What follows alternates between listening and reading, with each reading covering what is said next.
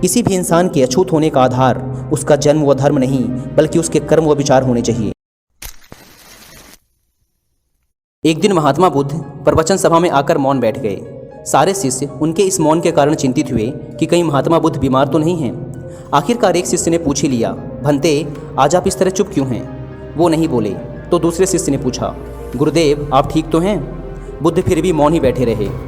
इतने में बाहर से एक व्यक्ति ने बहुत तेजी से चिल्लाते हुए पूछा, आज आपने मुझे धर्म सभा में आने की अनुमति क्यों नहीं दी? बुद्ध ने कोई उत्तर नहीं दिया और आंखें बंद कर ध्यानमग्न हो गए। वह बाहर खड़ा व्यक्ति और जोर से चिल्लाकर बोला, मुझे धर्म सभा में क्यों नहीं आने दिया जा रहा? धर्म सभा में बैठे बुद्ध के शिष्यों में से एक ने उस इंसान का समर्थन करते हुए कहा, भंते उसे धर्म सभा में आने की अनुमति प्रदान करें। महात्मा बुद्ध ने आंखें खोली और बोले, नहीं उसे अनुमति नहीं दी जा सकती क्योंकि वह अछूत है। अछूत? लेकिन क्यों? सारे शिष्य यह सुनकर आश्चर्य में पड़ गए कि भंते ये छुआछूत कब से मानने लग गए। महात्मा बुद्ध ने शिष्य समुदाय के मन के भावों को तोड़ते हुए कहा, हाँ वह अछूत है।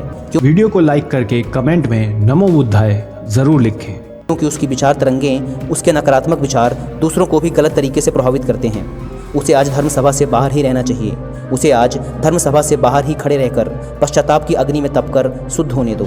किसी भी इंसान के अछूत होने का आधार उसका जन्म व धर्म नहीं बल्कि उसके कर्म व विचार होने चाहिए। यदि किसी भी इंसान के कर्म व विचार की वजह से किसी प्राणी को नुकसान होता है, वह समाज का अहित होता है, तो वह इंसान अछूत है। शिष्यगण समझ गए कि अस्पृश्यता, अनटचेबिलिटी क्या होती है और सही मायनों में अछूत कौन होता है।